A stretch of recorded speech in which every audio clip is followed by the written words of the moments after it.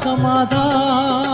आपको क्या लगता है कितने वर्षों बाद ये राम राज्य आ जाएगा, क्योंकि सभी को इसकी बहुत ज्यादा आवश्यकता भी है, इच्छा भी है, और दूसरी बात इसके लिए प्रयास क्या करना होगा, क्योंकि हम चाहते तो हैं कि राम राज्य आए, लेकिन मुझे लगता है कि व्यक्तिगत हर एक देशवासी को इसके लिए प्रयास की जरूरत है। क्या करें? यही सत्य बात है कि हम हर एक अपने को रेस्पॉन्सिबल समझें और हर एक व्यक्ति उसमें योगदान दे। हम सब क्या करते हैं, नेताओं की ओर देखते हैं, इंडस्ट्रियलिस्ट की ओर देखते हैं, सेना की ओर देखते हैं, पुलिस की ओर देखते हैं, अपनी ओर देखते ही नहीं कि हम गलती कर रहे हैं तो पुलिस क्या करे बेचारी, वो उसकी भी तो कुछ लिमिटेशंस हैं। हम में से नेता लोग गए हैं, हमने बच्चे ही चरित्रवान पैदा नहीं किए तो नेता चरित्रवान कहाँ से मिलेंगे। तो हर व्यक्ति जिम्मेदार है। वास्तव में भारत सच्चे अर्थों में, मैं भारत कहूँ या सारा संसार, स्वतंत्र तब होता है जब वो मनोविकारों से स्वतंत्र हो, जब वो इन सब बुराइयों से स्वतंत्र हो, जब मनुष्य के चित्त में चैन हो, जब रोग शोक दुख पीड़ाएं उसके पास फटके नहीं, जब सब कुछ सुंदर ही सुंदर हो, हवा में भी सुगंध हो। आज तो बदबू है, शहरों में आप घूमने निकल जाइए, बदबू मिलती है। शहर वालों को ये पता नहीं, लेकिन हम आबू निवासी जब शहरों में जाते हैं, हमारे यहाँ बहुत स्वच्छता है, गंदगी होती नहीं। हमारे आश्रमों में तो ऐसी स्वच्छता है कि सचमुच वहाँ जो फूल और पौधे उगाए हुए हैं उनकी महक से हमारा प्रांगण भी बहुत सुगंधित रहता है। तो जब हम कहीं बाहर जाते हैं और घूमने निकल जाते हैं तो याद आता है कैसा है ये संसार। तो स्वतंत्रता, वास्तव में स्वतंत्रता का स्वच्छंदता नहीं कि हम कुछ भी करें, मर्यादाओं को तोड़ दें, क्राइम करें, रेप की ओर बढ़ जाएं, ये नहीं।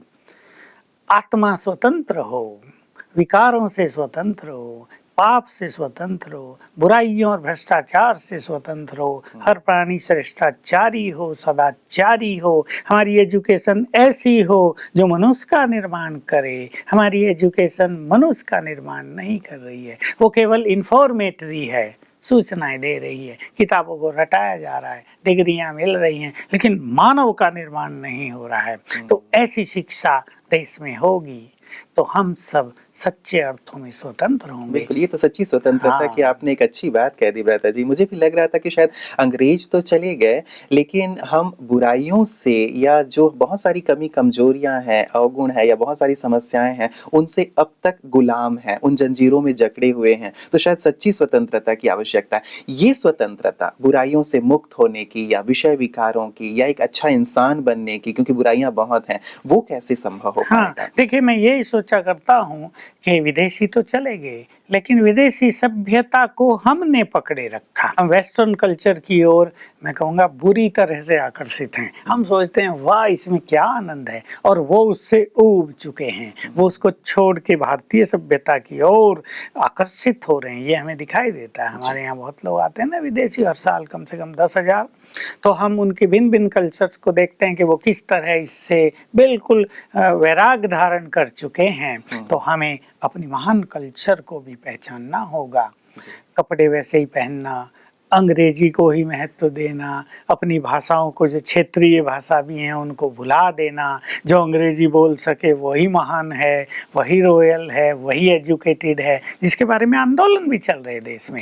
तो वास्तव में इसको परिवर्तित कर रहे हैं स्वयं परमपिता परमात्मा, और उसकी विधि वहाँ से उन्होंने शुरू की कि हर मनुष्य को प्योर बनने का संदेश दिया, बी प्योर, और उसके लिए दिया संपूर्ण ज्ञान और सिखाया राजयोग कि मेरे से तुम कनेक्शन कैसे जोड़ो, मेरे प्योर वाइब्रेशंस को कैसे प्राप्त करो, इस लोभ से, काम वासना से, अहंकार से, ईर्षा द्वेष से तुम मुक्त कैसे बनो। अब देखिए, ईर्षा द्वेष छोटी सी चीज, लेकिन ये अनेक समस्याओं को देश में जन्म दे रही है।